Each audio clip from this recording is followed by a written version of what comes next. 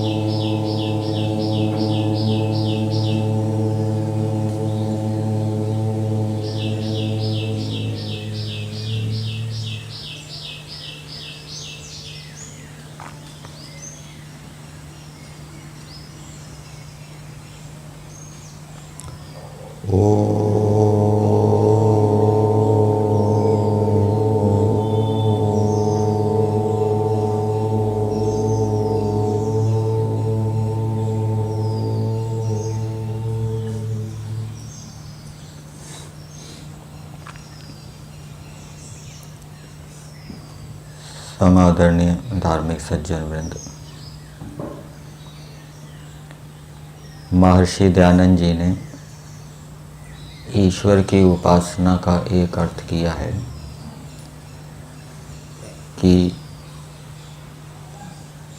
अपने गुण, अपने कर्म और अपने स्वभाव ईश्वर के गुण, ईश्वर के कर्म और ईश्वर के स्वभाव जैसे बनाना।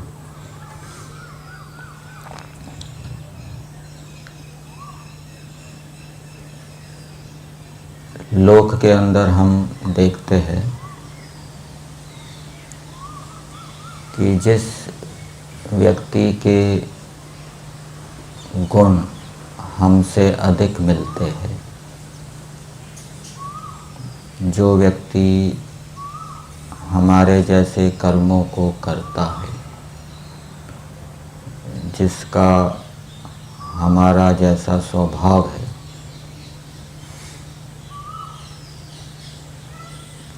एक व्यक्ति जिसके 20% गुण हमसे मिलते हैं, 20% कर्म वो हमारे जैसे करता है, 20% उसका स्वभाव हमारा जैसा है। दूसरा व्यक्ति है जिसके 50% गुण हमारे से मिलते हैं, 50% कर्म वो हमारे जैसे करता है, 50% स्वभाव उसका हमारे जैसा है। एक तीसरा व्यक्ति है जिसके 90% गुण हमारे से मिलते हैं, 90% कर्म जो हमारे जैसा करता है, 90% जिसका स्वभाव हमारे से मिलता है। तो कौन सा व्यक्ति अधिक प्रिय होगा? जिसका गुण, कर्म, स्वभाव हमसे सबसे अधिक मिलेगा, वो हमारा क्या है, सबसे अधिक प्रिय होगा। तो उपासना करने से हम एक तो ईश्वर के नज़दीक जाते हैं। जितना जितना हम ईश्वर के गुण, कर्म, स्वभावों को धारण करते हैं, उतने उतने हम ईश्वर के प्रिय होते जाते हैं। तो जो सबसे अधिक ईश्वर के गुण, कर्म, स्वभावों को धारण करने वाला मनुष्य है, वो ईश्वर को सबसे अधिक प्रिय हो सकता है, क्योंकि वो ईश्वर के सबसे नज़दीक है।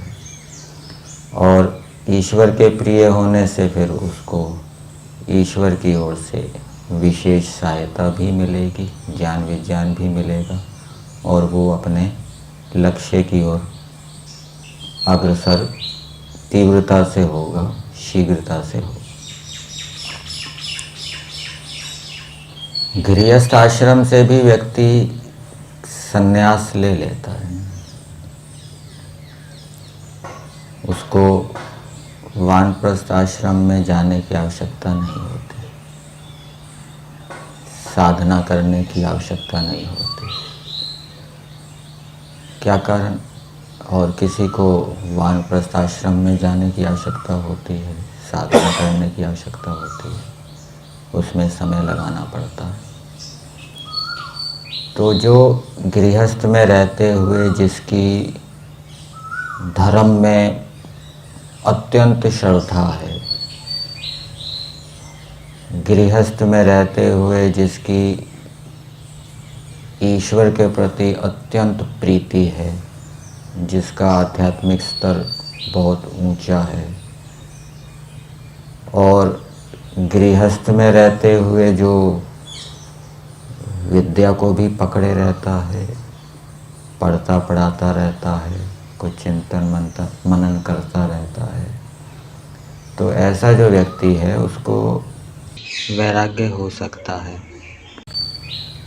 लोगों से मिलेगा, हालचाल पूछेगा, संसार की घटनाओं को देखेगा, तो समझ में आ जाएगा कि संसार कैसा है, अनित्य है, दुख रूप है, ठीक है ना।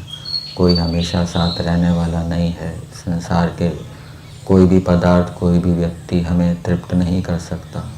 तो वो संसार के व्यवहारों को करता हुआ, विद्या को पढ़ता पढ़ाता हुआ और कुछ कुछ चिंतन मनन करता हुआ भी गृहस्थ में ही वैराग्य से जुड़ सकता है, संन्यास ले सकता है। परंतु सबका स्तर एक जैसा नहीं होता। जिसकी गृहस्थ आश्रम में रहते हुए धर्म में श्रद्धा नहीं है, गृहस्थ आश्रम में भी वो अच्छी प्रकार से धर्म का पालन नहीं करता, और ईश्वर में भी प्रीति नहीं है, तो फिर वो गृहस्थ में रहते हुए भी उसको फिर वैराग्य नहीं होगा, फिर उसको वानप्रस्थ जाना पड़ेगा, उसमें समय लगाना पड़ेगा।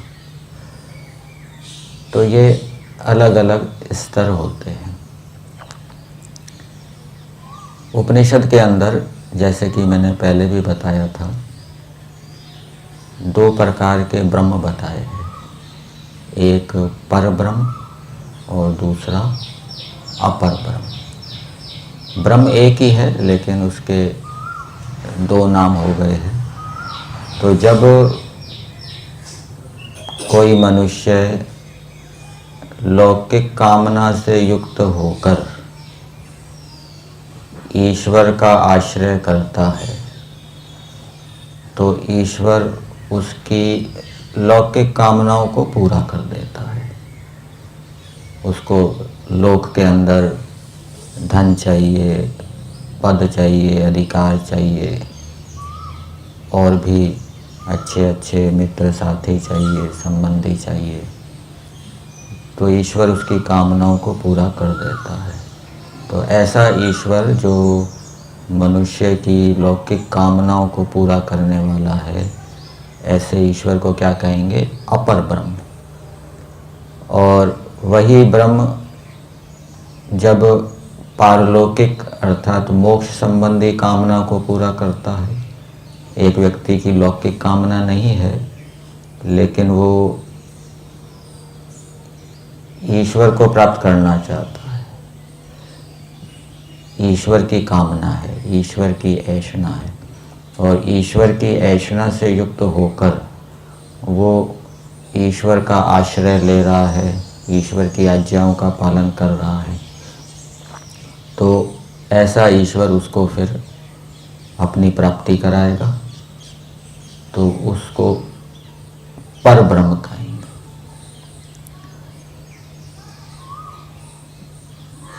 अपर ब्रह्म का आश्रय कौन लेगा? जो कम धार्मिक है, कम वैराग्य से युक्त है। पर ब्रह्म का आश्रय कौन लेगा? जो वैराग्य से युक्त है, जो ऐषणाओं से ऊपर उठ गया है, जो धार्मिक है। अब 4 वर्ण होते हैं, कौन कौन से? शूद्र, वैश्य, क्षत्रिय, और ब्राह्मण। इन 4 वर्णों में सबसे अधिक धार्मिक कौन होता है? ब्राह्मण होता है। मतलब कि उसने ईश्वर का सबसे अधिक आश्रय लिया है, दूसरों की अपेक्षा से सबसे अधिक वो ईश्वर को अपना आश्रय मानता है। क्षत्रिय कम आश्रय ले रहा है, वैश्य उससे कम आश्रय ले रहा है।